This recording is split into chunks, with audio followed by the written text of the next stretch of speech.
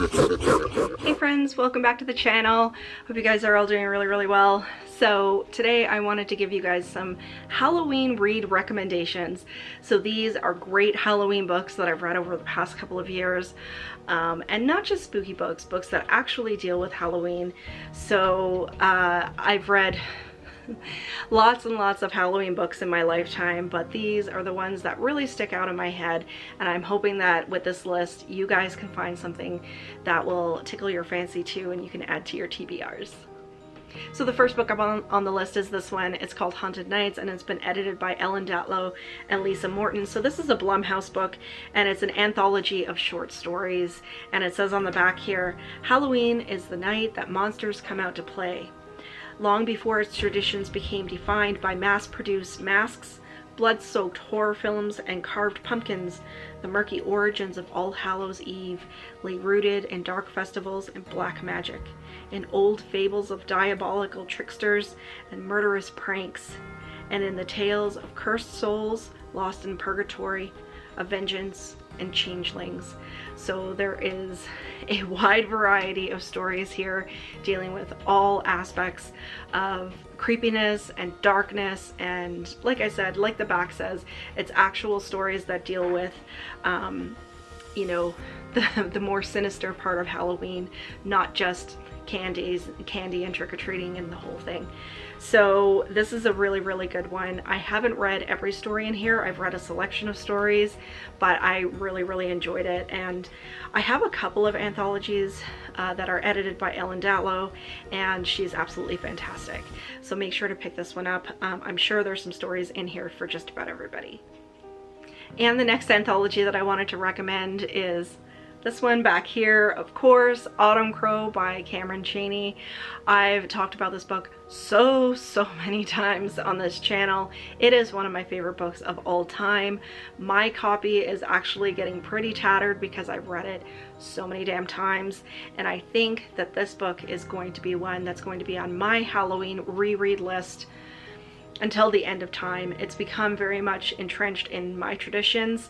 And so this is another series of short stories that's all by the same author. So unlike Haunted Nights, that's by different authors, we have a series of stories that are all revolving around one place that's called Autumncrow Valley in Ohio. And so all of the stories are kind of, they all have the same currents running through it, but each and every single story is completely different. The endings of these stories, the imagination of the stories is something that I love.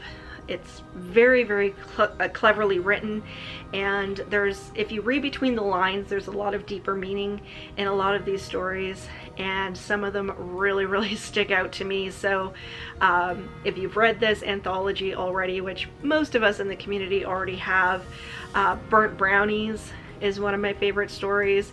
Crypt TV is another one of my favorite stories, and there's some that, you know, really, they hit you in the feels. So it has all of the creepy, cozy, everything that you expect from a Halloween read. So all of the atmosphere, Halloween night, the whole thing, but it has a lot of deeper meaning, and I'm pretty sure just about all of us want to live in Autumncrow Valley. So please, if you haven't yet, make sure to pick up a copy of Autumncrow this year and stick it on your Halloween TBR, because it's a fantastic book and I'm going to keep talking about it every single year. And next up on the list is Dark Harvest by Partridge. And I read this book last Halloween, and it is just so fantastic. It was very unexpected. And like with Autumncrow, this has a very unexpected emotional twist to it. It slapped me right in the back of the head. I wasn't expecting it to go where it did, but it was so good. And the story itself leading up to the end was fantastically written as well. So I'll just give you a little bit of an overview here. So it says Halloween 1963. They call him October Boy, or Old Hacksaw Face, or Sawtooth Jack. Whatever the name, everybody in this small Midwestern town knows who he is. How he rises from the cornfields every Halloween, a butcher knife in his hand, and makes his way towards town. where gangs of teenage boys eagerly await their chance to confront the legendary nightmare. Both the hunter and the hunted, the October Boy is the prize in the annual rite of life and death. Pete McCormick knows that killing October Boy is his one chance to escape a dead-end future in this one-horse town. He's willing to risk everything, including his life, to be a winner for once. But before the night is over, Pete will look into the saw-toothed face of horror and discover the terrifying true secret of the October Boy. And I believe they're making a movie out of this as well that's coming out this year. Such a good book. It's really, really super short. I believe it's only 100 and some odd pages. But I enjoyed it from cover to cover, and I love the cover on this book as well. It's really, really super sinister, and like I said, great Halloween read with a little bit of emotion mixed in there as well. And next up on the list, I wanted to talk about this one, The Time Watchers by Robbie Myles. And you guys know that I read this book earlier this year. I got an ARC copy from Robbie. He sent it up, and this book was an explosion of Halloween. It is one of my top reads of the entire year. So this centers around Emmy, Sam, and Jack, who are best friends. And they decide that since Halloween falls, I believe, on a Saturday, that they're gonna have a whole Halloween-filled extravaganza of a weekend. So they're gonna carve pumpkins and eat pizza and watch all the scary movies and have a sleepover and the whole thing. Which, I mean, is so nostalgic for people like me. If you grew up in the 80s and 90s, you're gonna love all of those feels at the beginning of this book. So during the sleepover on the first night, one of the boys decides to tell a legend of the Time Watcher who steals kids away to go work for him. And the next morning they wake up and one of them is gone. So it's up to the other two to go find and rescue their friends, and they find out that the legend of the Time Watcher might actually be true. And this has witches and goblins and monsters and jack-o'-lanterns and all, like every oogie boogie that you can imagine is in this story. It takes place during Halloween. It's got a really sinister main antagonist, but at the center of this story is just, it's all heart, it's all friendship, and it's a real adventure piece. I read this in just a couple of days, and like I said, I enjoyed it from cover to cover. One of my best reads of the year, and I think this is another one that if anybody is asking me for Halloween recommendations, this one is definitely going to be on there. And I mean, you can't beat the cover. So this is an ARC copy, obviously. But you can't beat the cover with the spooky tree and the jack-o'-lantern and the kids and witches flying on brooms, and it has all of the feels. It's like he took every aspect of Halloween and slammed it into this story. It was definitely a 5-star read for me. I can't wait to pick it up again.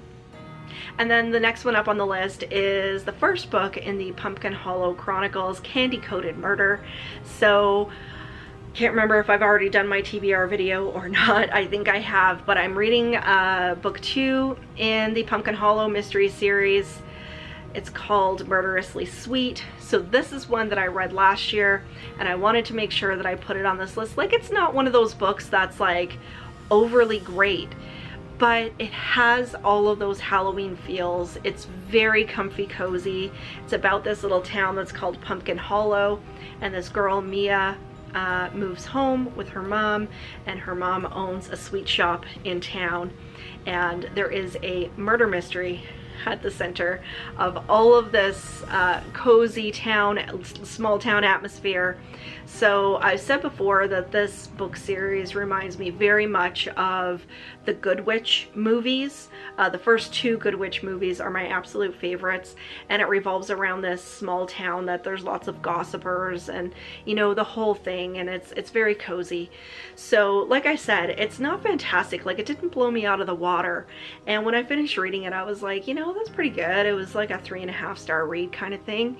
But the more that I thought about it after I finished it, and the more that I think about it now that we're starting to go back into spooky season, I definitely want to dive back in. I really think the Pumpkin Hollow murder mystery series is just, I don't know, it's one of those guilty pleasures that with all of the slasher stories and ghost stories and everything. It's just a really refreshing hit in there with just all of the Halloween feels.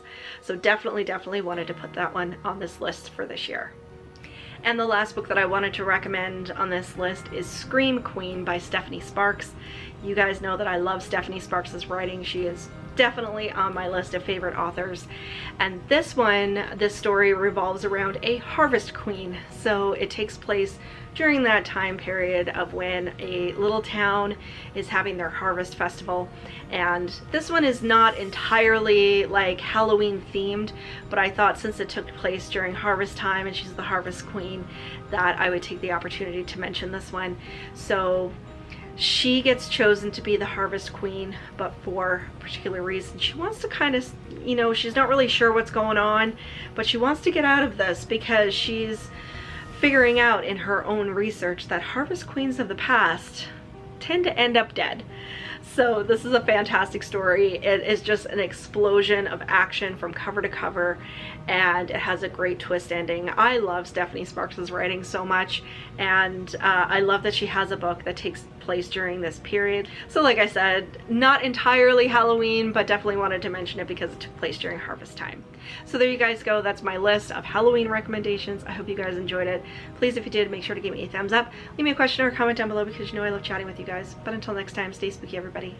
Bye.